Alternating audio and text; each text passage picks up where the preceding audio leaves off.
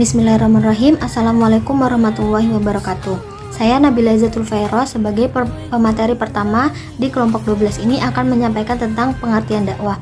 Secara etimologi, dakwah merupakan bentuk masdar dari fi'il, yaitu da'a yad'u yang bermakna menyeru, mengajak, serta memerintah. Sedangkan dakwah secara terminologi yaitu mengajak orang lain agar melaksanakan segala perintah Allah dan menjauhi segala larangannya, baik berupa ucapan atau perbuatan.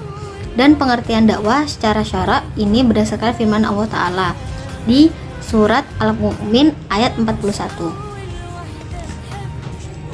Sedangkan pengertian dakwah secara istilah menurut beberapa pakar adalah sebagai berikut, yaitu yang pertama, istilah dakwah menurut Ibnu Taimiyah menyatakan bahwa dakwah adalah seruan untuk beriman kepadanya dan pada ajaran yang dibawa para utusannya, membenarkan berita mereka sampaikan dan mentaati perintahnya.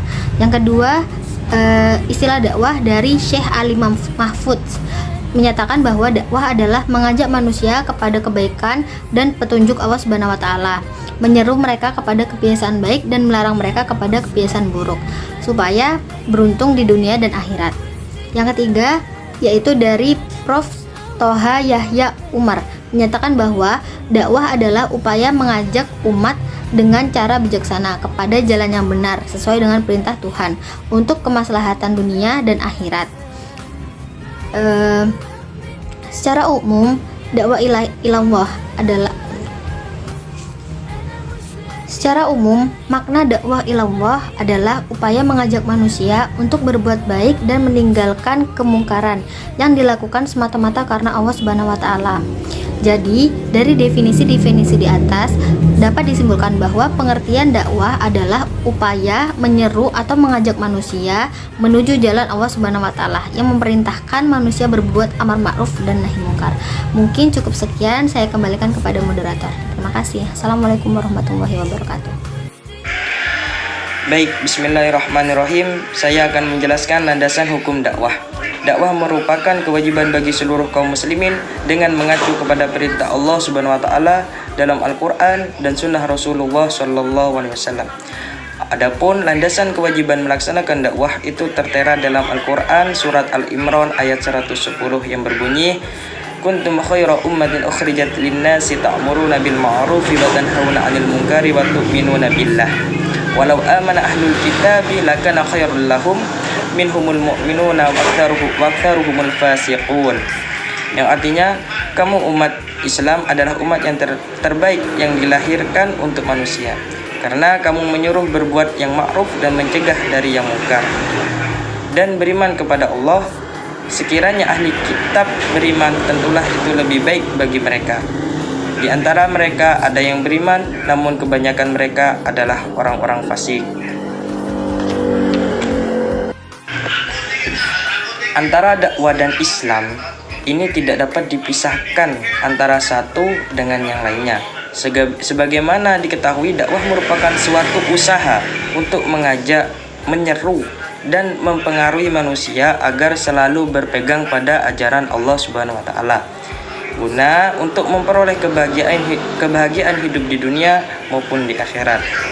Dasar kewajiban dakwah disebutkan dalam Al-Qur'an, di antaranya yang pertama surat Al-Imran ayat 104 yang berbunyi, bismillahirrahmanirrahim, wal takum minkum ummatun yad'una ilal khairi wa ya'muruna bil ma'rufi wa yanhauna 'anil munkar wa ulaika humul muflihun.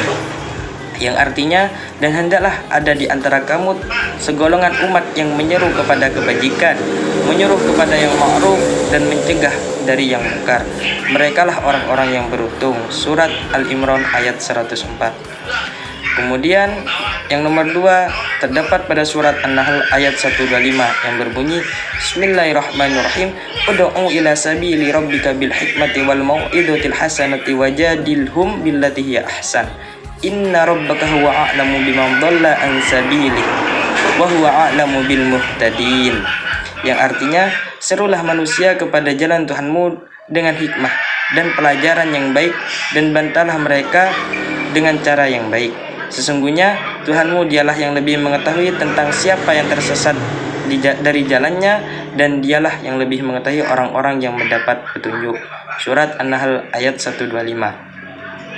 Jadi lafaz ud'u di sini diterjemahkan dengan seruan atau ajakan. Ud'u di sini adalah fi'il amar. Menurut kaidah usul fiqh, setiap fi'il amar adalah perintah, dan setiap perintah adalah kewajiban dan harus dilakukan. Selama tidak ada dalil yang memalingkan dari kewajiban itu kepada sunnah atau hukum-hukum lain, jadi melaksanakan dakwah itu hukumnya wajib. Karena tidak ada dalil-dalil yang memalingkan dari kewajiban tersebut.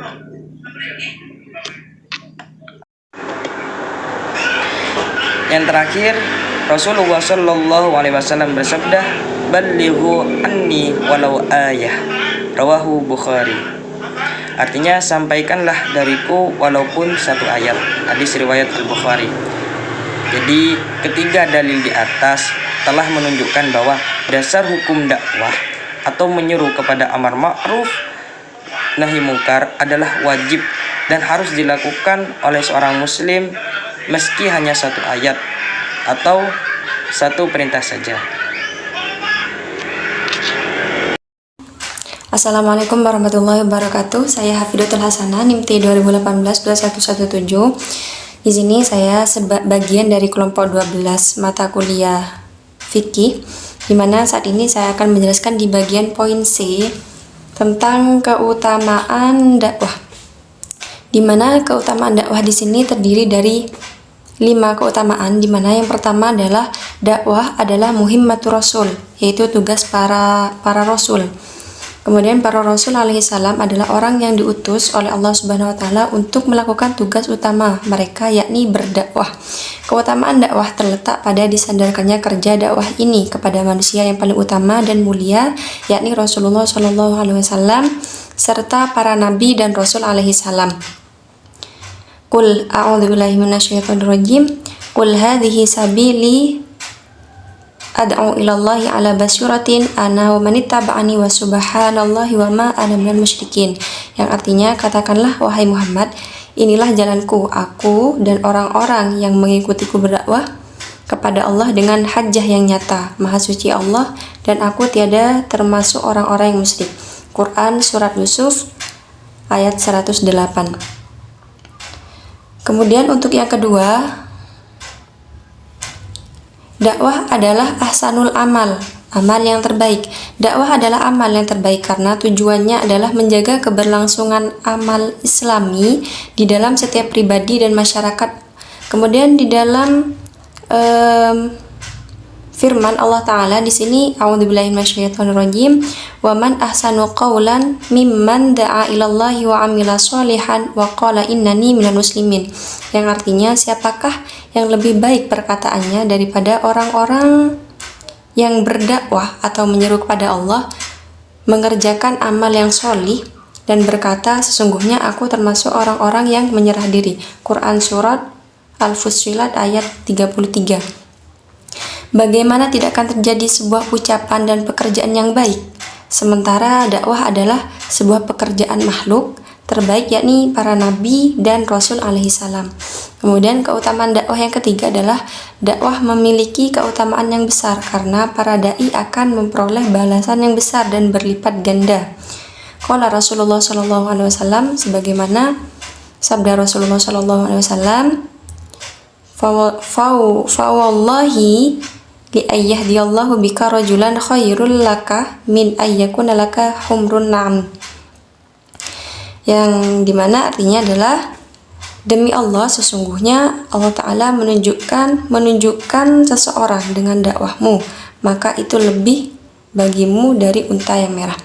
Mungkin itu saja dari saya, kurang lebihnya mohon maaf. Wassalamualaikum warahmatullahi wabarakatuh. Toyib, saya di sini akan melanjutkan penjelasan dari pemateri ketiga, yaitu tentang keutamaan dakwah. Keutamaan dakwah yang keempat ialah dakwah dapat menyelamatkan kita dari azab Allah Subhanahu wa Ta'ala, atau dengan kata lain, an-najatu minal azab. Dakwah yang dilakukan oleh seorang dai akan membawa manfaat bagi dirinya sebelum manfaat itu dirasakan oleh orang lain yang menjadi objek dakwahnya. Manfaat itu antara lain adalah terlepasnya tanggung jawabnya di hadapan Allah Subhanahu wa Ta'ala, sehingga ia akan terhindar dari azabnya. Dakwah dan amar ma'ruf nahi mungkar adalah kontrol sosial yang harus dilakukan oleh kaum muslimin agar kehidupan ini selalu didominasi oleh kebaikan. Karena jika kebatilan yang mendominasi kehidupan tentu akan menyebabkan teguran atau azab dari Allah Subhanahu wa Ta'ala. Keutamaan dakwah yang kelima ialah dakwah adalah jalan menuju khair ummah, yang mana Rasulullah Shallallahu Alaihi Wasallam berhasil mengubah masyarakat jahiliyah menjadi umat terbaik sepanjang zaman dengan dakwah beliau. Dakwah secara umum dan pembinaan kader secara khusus adalah jalan satu-satunya menuju terbentuknya khair ummah yang kita idam-idamkan.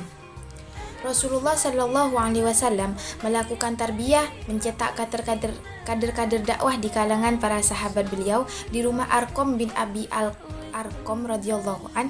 Beliau juga mengutus Mus'ab bin Umair radhiyallahu an ke Madinah untuk membentuk basis dan cikal bakal masyarakat terbaik di Madinah. Dengan semua keutamaan yang telah disebutkan tadi, berarti seorang dai dengan pendakwahnya sedang menjalani hidupnya dengan kehidupan rabbaniyah, yakni kehidupan yang selalu berorientasi kepada Allah Subhanahu wa Ta'ala dan kehidupan yang selalu diisi dengan belajar Al-Quran yang menjadi sumber kebaikan serta mengajarkan kepada orang lain. Mungkin hanya itu penjelasan dari kelompok 12. Apabila ada kesalahan, kami mohon maaf yang sebesar-besarnya. Wabillahi taufiq wal hidayah. Wassalamualaikum warahmatullahi wabarakatuh.